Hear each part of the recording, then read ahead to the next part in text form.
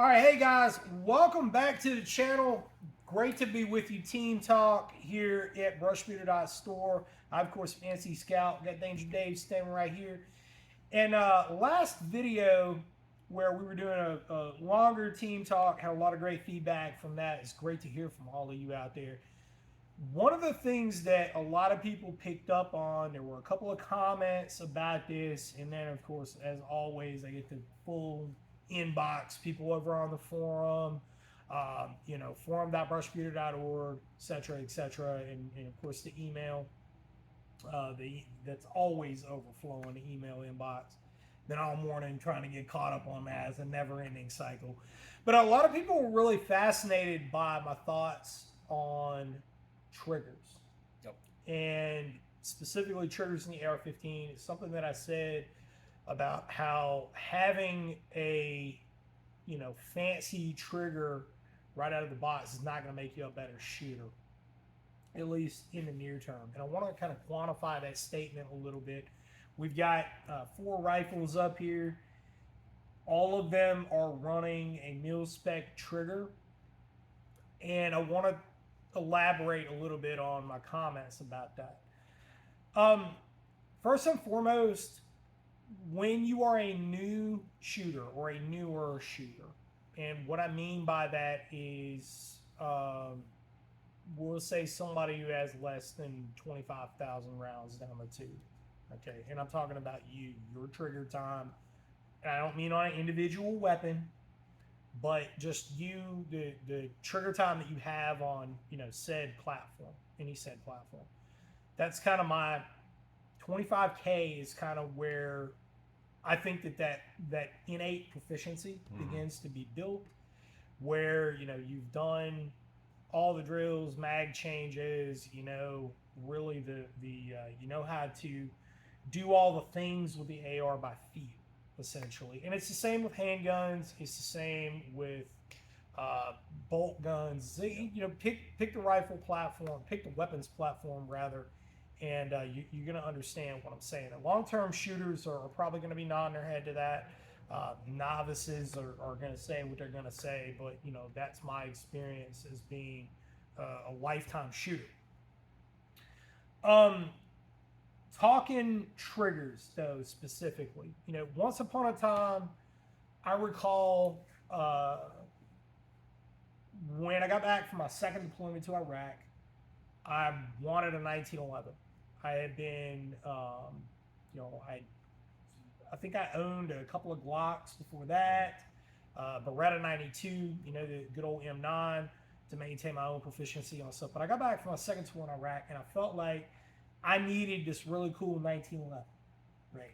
I just needed one, had to get one. And I go out and I buy the most expensive one that I could get that was actually in stock. So here I am at Fort Bragg, wandering around off post where everything is underpriced or overpriced and undervalued, I should say.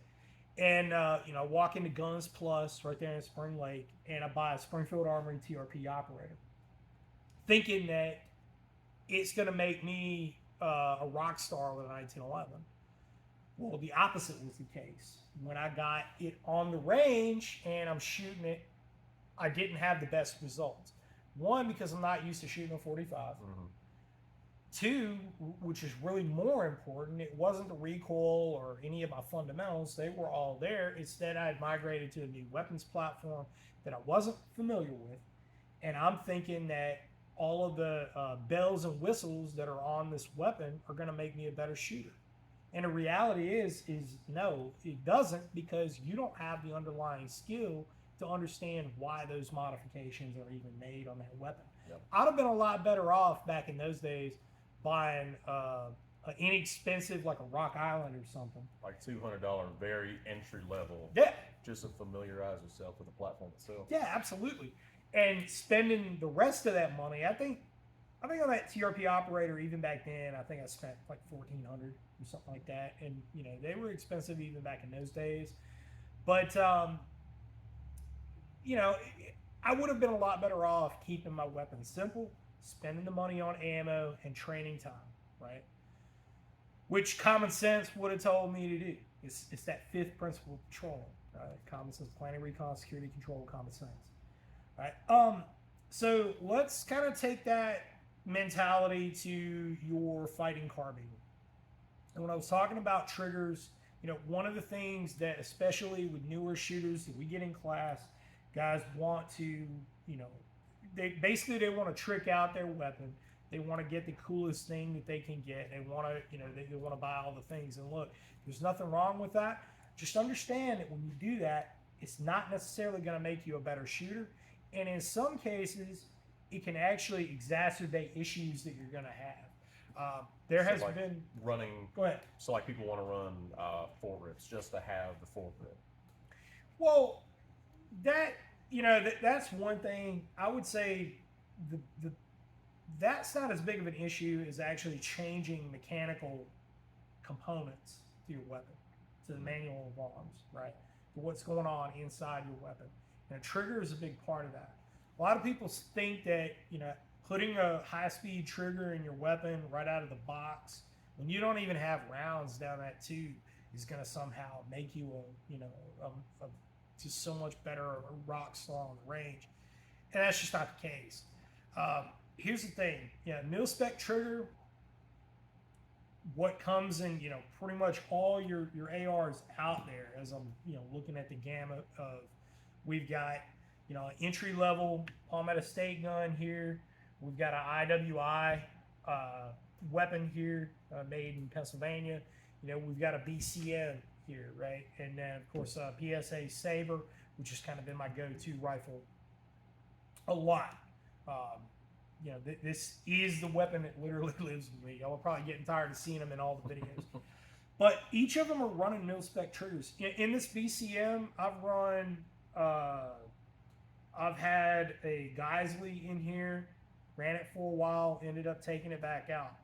I have another rifle that is not on this table that I've run the LaRue trigger in and ended up taking it back out. Mm. It's not because they didn't perform, it's that with enough trigger time on a mil-spec trigger, all of those metal components are going to end up smoothing out. And I know exactly where that trigger is going to break. I know exactly what to feel for just by feel if there's some malfunction with that trigger. And I know how to fix it, right, which is more important. A lot of your drop-in trigger modules, you may not know that. That was one of the issues that I had with one of the aforementioned brands, was that it started developing its own inconsistent trigger creep. And I'm not going to say who it was, but their consistency equates accuracy. And when you have basically an inconsistent place where that trigger is going to break, you're looking for issues, right? At that point, you're asking for it. And so for me, if I know where that trigger is breaking and I have a firm reset of the trigger every single time, that is going to equate your accuracy, and that's really where you're going to benefit the most. So it's the same with handguns. Glocks have a very loud, audible reset on them, as you know. The 1911 series does as well. SIGs are typically a little more mushy, especially the 365 and the 320 series. But that's a whole can of worms we don't want to get into. But but I just wanted to quantify that. The comments that we made in the last video talk about triggers a little bit. Mil-spec triggers, get the rounds down range. And then if you want to upgrade it, do so. There's nothing wrong with that. And I'm not saying anything bad about, aftermarket triggers, anything like that. It's just that if you yourself are a newer shooter, keep your weapon basic, keep it simple, and look for training, right? Any training opportunity that you can get out there, definitely look for those. There's a mountain of great trainers that are in our community right now. As I said in the last video, I'm going to say it again, that we have never lived in an American society at any point where there hasn't been more guys with time down range in one way or another that are willing to share with you what they know. And It's a great time to be alive. It's a great time to get out there and train. Absolutely. All right, guys, if you got some value out of it, if you didn't, if, whatever, I might be full of it, let us know down below. Hit that like and subscribe button, and we'll talk to you soon. Thanks.